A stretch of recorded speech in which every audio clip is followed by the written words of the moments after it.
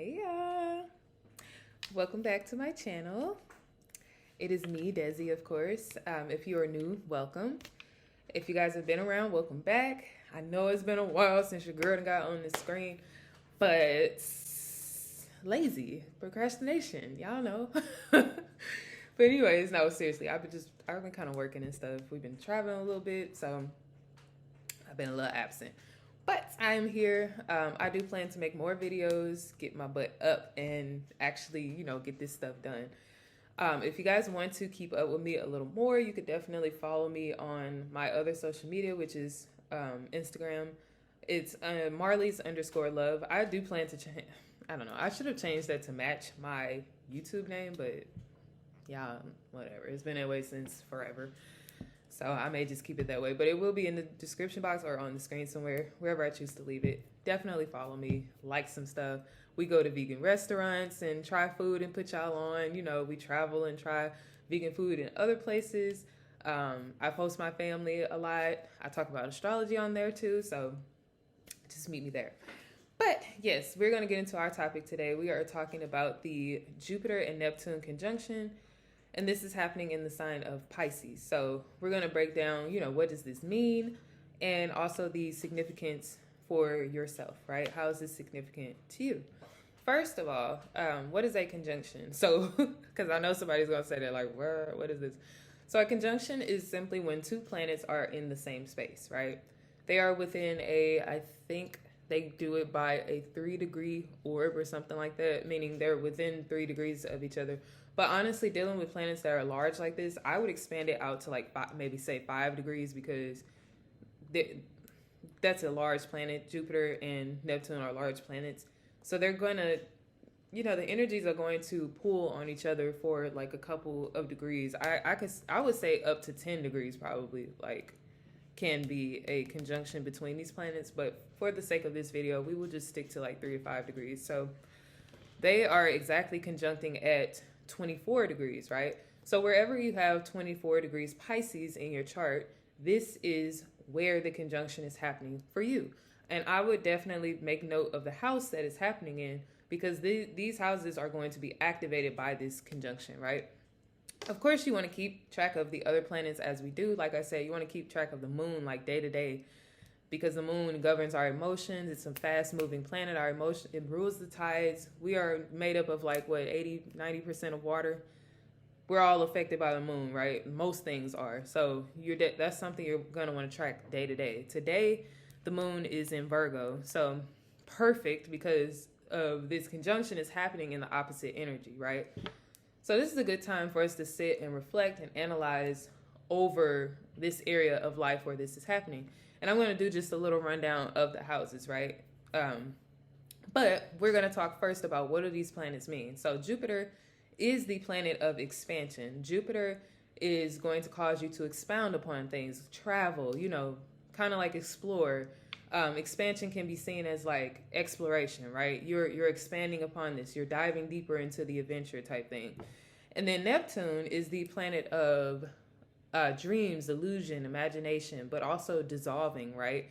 Because Neptune can cloud up some stuff. Neptune can, blind you.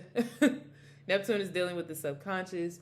So you want to make sure that you're being a little more practical, which is perfect that the moon is in Virgo. This is a good time to reflect, like I said. So to sit and analyze and just kind of be meticulous about the things that you are accomplishing, because dreams, like I said, dreams are dealing with Neptune. Jupiter likes to travel. Jupiter wants to go. Jupiter is why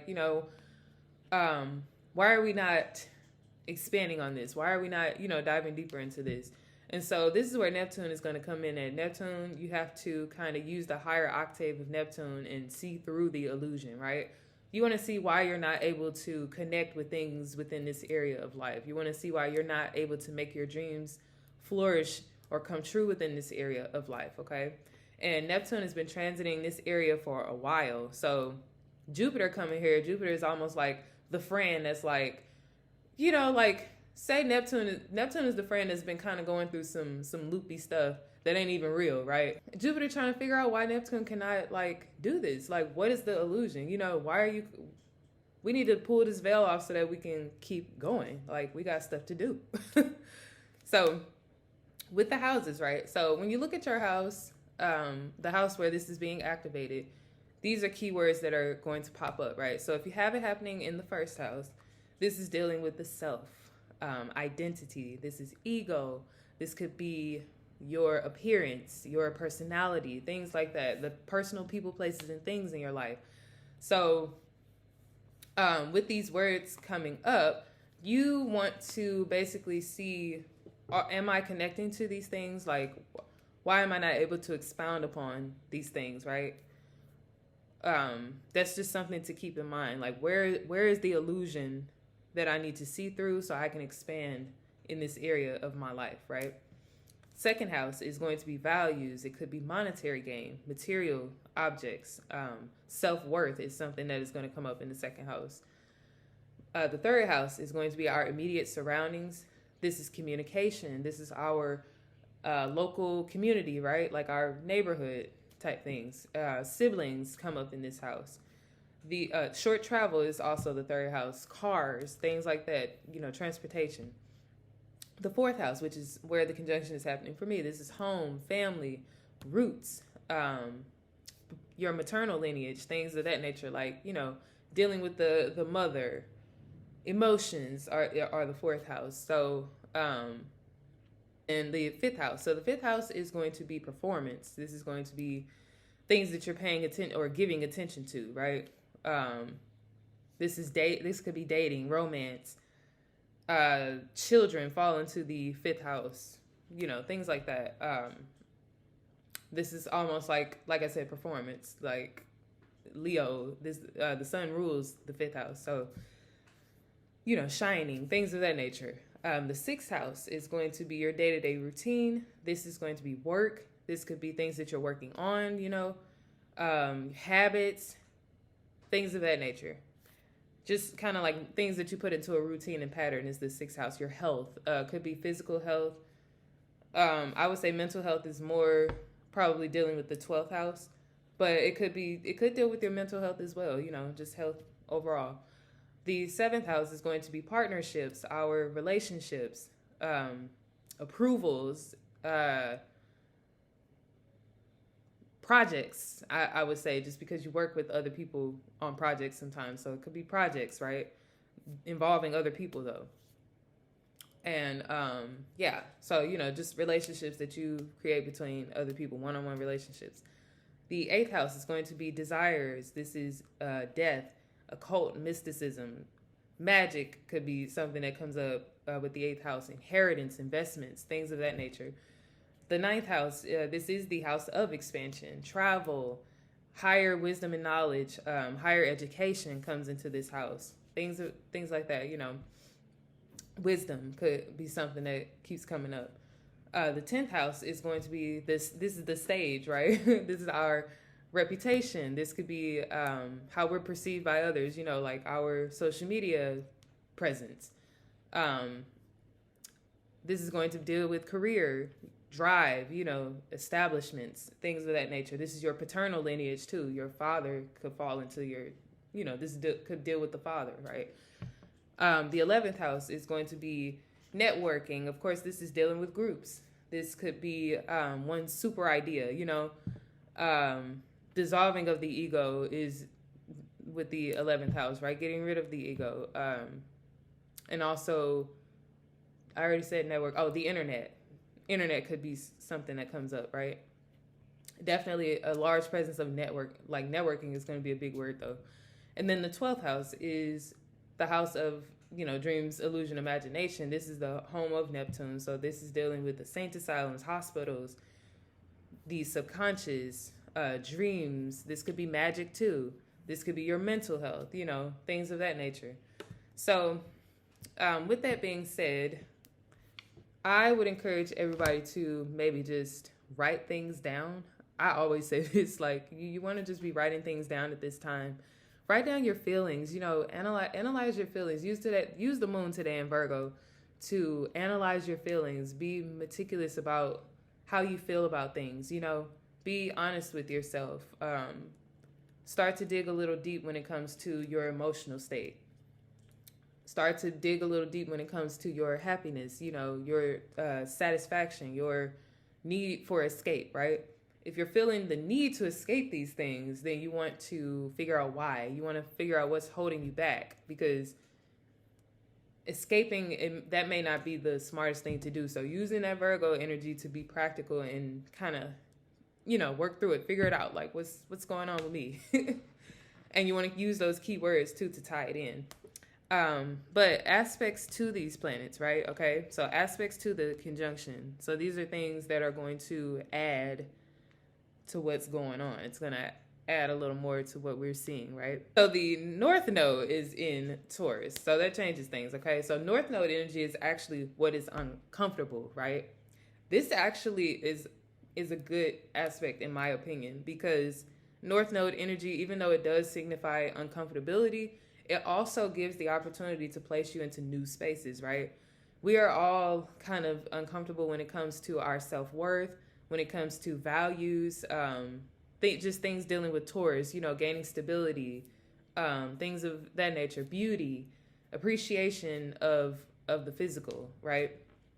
Or the material, things of that nature. This could be an area of life where we're all a bit just uncomfortable, or we're trying to figure it out, right? There are no blueprints right now for this energy. So it's almost like a free-for-all, right? So with this little conjunction happening, a sextile creates an opportunity. So if there is an opportunity between new beginnings, or, a spiritual path, and this little conjunction where we're trying to figure out what to expound upon, or how the things that we can get rid of, seeing through the illusion to expound upon, this is a good opportunity, right? But with every opportunity, there is a positive and a negative. So you want to make sure that you're staying on the more positive end. And that is coming up with new solutions, coming up with new foundations, because, Taurus is establishing. Taurus is grounding. It's earth energy, right? So we want to come up with new practical ways of gaining stability, which we should be doing anyways, because Uranus is in Taurus as well. So that should be something that we're paying attention to, Uranus being there, switching up when it comes to how we gain stability, and finding unique ways on how to gain stability, right? But with this little sextile, that is helping us on a positive end, that's going to help us to expound upon that house, right? So yeah, that's something to keep in mind. And then another aspect, it is aspecting Lilith. It's a square. So a square is a learning situation. So we may be needing to learn from our dark feminine energy, right? We may have to tap into ancestral energy almost, because Lilith right now is sitting, it's literally at 29 degrees of Gemini. So communication, but it's leading into the area of Cancer. So home, family life, things of that nature, emotions. We may have to do some type of shadow work during this time to tap into our dark feminine energy and see how we can learn from that, use our dark feminine energy to turn off the illusion, to tap into a part of ourselves that is more so instinctual, and that may be the illusion that we have to see through for a lot of us, because we're in such a modern, material, and just fake world. Like our world is really fake. I'm not complaining, but of course, like, we live in a fake world that's not really, I don't know, it's designed for comfort, for convenience now. But like, sometimes you have to see through all of that, and you have to be authentic with yourself, all this social media presence, how people are getting all these BBLs and stuff like that. All of that, I feel like with the North Node going into Taurus, is coming to an end. People are going to have to find new ways of gaining stability. And I would say trendy beauty is not something that is going to be sustainable. Like, getting a BBL is not going to make you famous anymore. Getting some type of cosmetic surgery, or feeling like you need to be perfect in that way, it's not going to get you famous anymore. It's not going to establish any sort of foundation when it comes to celebrity, like the celebrity life. People like more authenticity now. Like, another thing that I'm seeing too is like the motherland coming back. I wonder what that has I wonder where in astrology we would see that. Like Africa, I feel like is thriving, like really thriving now. Like we really can appreciate African culture. All of a sudden is what it seems like. Like not all of a sudden. Of course, African culture been popping, but it just seems like it's being shedded in such a light where it's like, okay, there are rich Africans. There are people in Africa who, you know what I'm saying? How they're always showing Africa in such a ran down state, like everybody is starving and things like that. So I feel like we're coming around to a time where we can acknowledge like Africa is popping. Africa has, you know, Africa is more than that. Like, so that's all I had to say. I'm done with my little lesson here today. I will definitely be coming back and discussing more things. I really want to, I don't know if I can go live on YouTube, but I really want to figure out how to do that. But I feel like I need some more followers first because I want to sit and chat with y'all. Like, I think it would be fun if we just sat and did live videos and talked about, you know, astrology and stuff. So I need y'all to start doing y'all research. Come to me with some ideas, some videos. Come to me with some stuff y'all want to see us talk about. And even if it's not related to astrology, we could do that too. You know, just sit and do videos about like different topics. Like, y'all, like I've been listening to stuff about divestment into the black male community. Like, to me that sounds kind of weird. When I was listening to the videos, I definitely understood where they're coming from, but it's like, I don't know. But I like listening to stuff like that, you know, just because I'm not partaking in it or I don't necessarily believe in it. I still like hearing about it. I still like hearing like, okay, well, why is this something that a lot of people feel like is okay? Like, why are a lot of people agreeing with this, you know? So yes, leave me some suggestions. Again, I am Desi. Thank you guys for watching the video, and I will see you in the next one. Peace.